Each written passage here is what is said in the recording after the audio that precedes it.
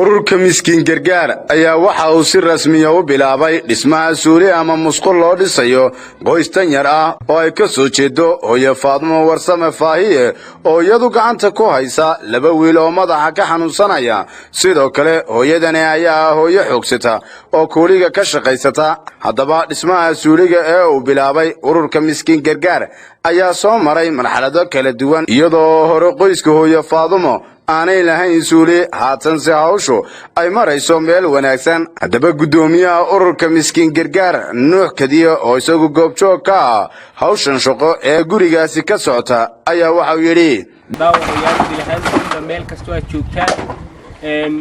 hadda waxa la joognaa Faadmo Warsame Faahiye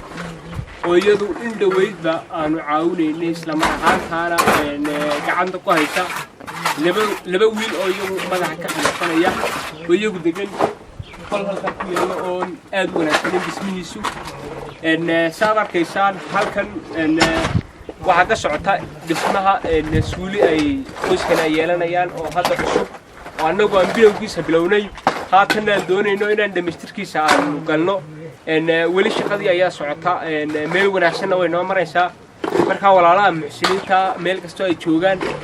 ilaahay dartiina nagu soo caawisaan inta kale noo dhiman inaan dhamayno oo aanu hawshaan ilaahay idinkii aan ku guuleysano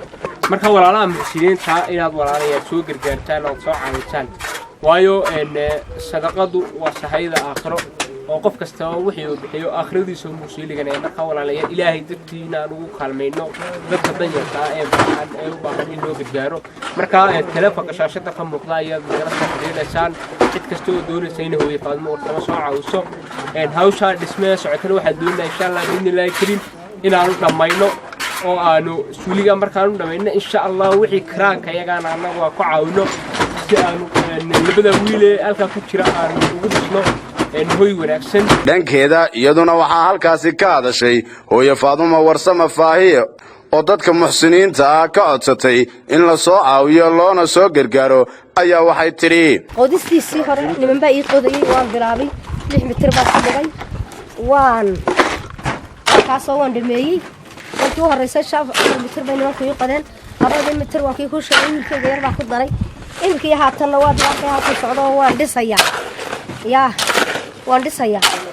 haddii alla laga helo dawaan dhamayn daynaguna haddii alla ka dhigo kii hore waanigaas waan muujiyay oo maan qasaarin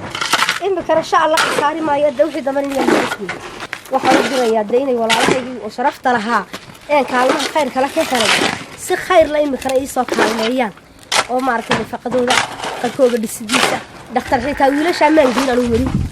quraan baan ku deey oo ku akhriyay wadaado laakiin dhaqaatiir kale uma angeyn marka wax walba atabaado badan way jiraan oo ii haray ma dheregsan wili si kastaba ha ahaatee hawsha uu wado ururka miskiin gargaar ayaa maraya meel wanaagsan iyadoo dadka muxsiniinta laga codsanayo inay wixii karaankooda ku soo caawiyaan hooyo Faadmo si hawsha qabyada loogu dhameystiro Hussein Caatiye Jaamac Hussein Gaafni Raya TV Boorama